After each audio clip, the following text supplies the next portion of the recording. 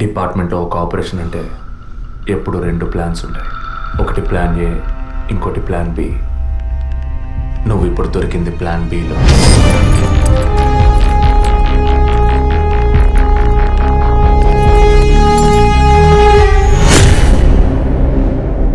చెప్పు, ఎందుకు బ్లాక్మెయిల్ చేశారు? పద్మ, జెసికా, ఫాదర్, మా వదిన అభినయ, ఇంకా కళ్ళకు తెలియని ఎంతో మంది. అంతా నీకు తెలుసు. చెప్పరా.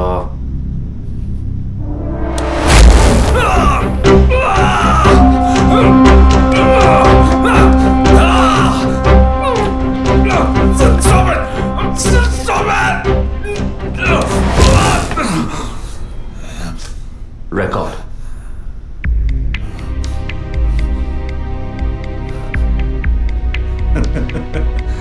నేను భయపడను. ఏ రోజు మా తప్పు బయటపడుతుందో ఆ రోజు మిగతా వాళ్ళ తప్పు తెలియక తప్పదుగా. అందుకే అడుగుతున్నాను, హాస్పిటల్లో ఏం జరుగుతోంది? డాక్టర్స్ చేస్తున్న పని ఏంటి? డాక్టర్స్ మాత్రమేనా? Jessica, sky TV CEO wife. తను గొప్ప క్రికెట్ ఫ్యాన్ మాత్రమే కాదు, ఆల్రౌండర్ వినోద్ మెహ్రా అంటే ప్రాణం ఇచ్చేంత ఫ్యాన్. ఆటోగ్రాఫ్ తీసుకుంటారు, ఫోటో తీసుకుంటారు. కానీ తనేం చేసిందో చెప్పనా?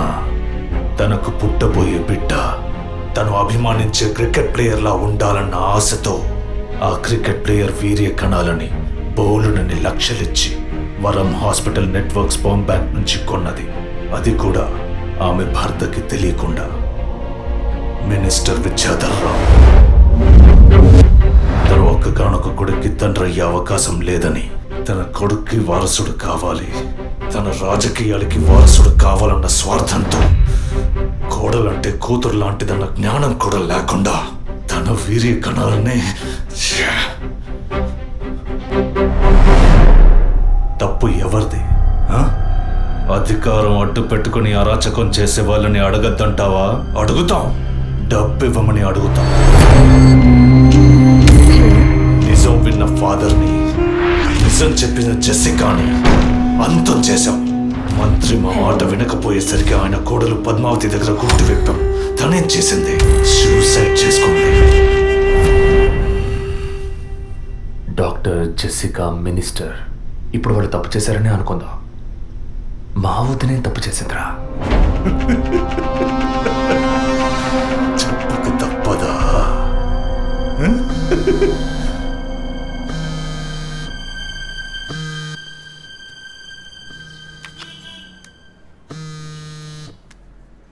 హలో అభినయ, అవును, ఎవరు?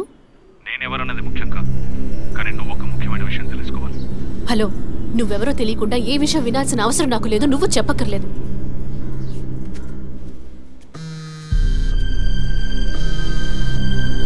నీకేం కావాలి అసలు? కోపం తెచ్చుకున్నందువల్ల ఏ ఫలితం లేదు. ఇంకో 3 నెలలు శ్రీమంతం, 6 నెలల ప్రసవ అనే స్థితిలో ఉన్న నువ్వు ఇలా కోప్పడతా ఎలా? ఈ మాత్రానికేనా? నీకు తెలియని నిజం చెప్తున్నాను, విను.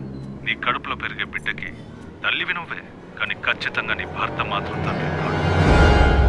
డాక్టర్ తులసి, వరం హాస్పిటల్, కృత్రిమ గర్భధారణ. ఈ విషయం నీకు నీ భర్తకి మాత్రమే తెలుసు అనుకుంటున్నావు కదా?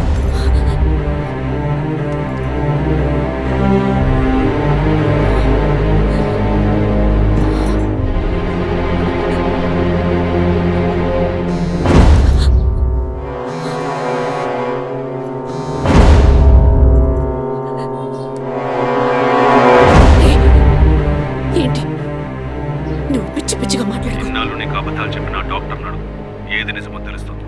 నీ గర్భంలో పెరిగేది నీ భర్త రూపం కాదు. రేపు నీకు బిడ్డ పుట్టిన తర్వాత ఆ బిడ్డకి నీ పోలికలు వచ్చినా నీ భర్త పోలిక మాత్రం ఉండదు. తండ్రి లాంటి మొహం, తండ్రి లాంటి కళ్ళు, అలా చెప్పుకోవడానికి దేనికి పోలికలు ఉండవు.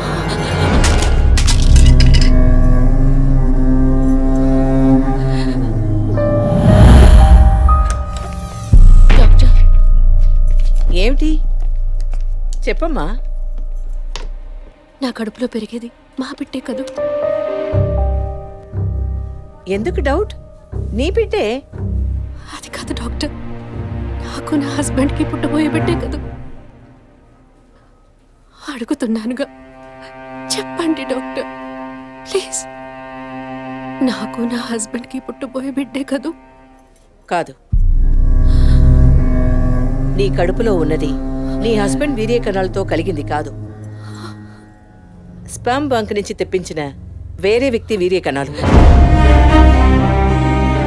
ఎందుకంటే నీ హస్బెండ్ వీర్య కణాల మూలంగా ఏ విధంగానూ సంతానం కలిగించే అవకాశం లేదు. అయితే ఎందుకు డాక్టర్ మీరు ఇంత పచ్చబద్ధ వాడారు? ఏం చేయను? ఇంకొకరి వీర్య కణాలు తెప్పించి పెట్టాను, ట్రీట్మెంట్ తీసుకుంటే నువ్వు ఒప్పుకుంటావా? ఒకవేళ నువ్వు నీ ఫ్యామిలీ ఒప్పుకున్నా నీ హస్బెండ్ ఒప్పుకుంటారా? అప్పుడు మీరు ఎందుకు చేశారు డాక్టర్?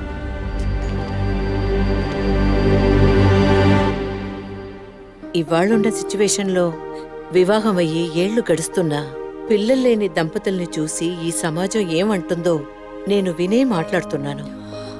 అది నువ్వు అనుభవించకూడదనే ఓ అమ్మలా నేను బాధపడ్డాను. ఇప్పుడు చెప్పు, నేను చేసింది తప్పా? ఇప్పుడు తప్పని నువ్వు భావిస్తే ఏ యాక్షన్ తీసుకున్నా నేనేమనుకోను. నా మాట విను. నీకోసమే కాదు, సొసైటీలోని భర్త గౌరవం కోసమైనా నువ్వు భరించక తప్పదు.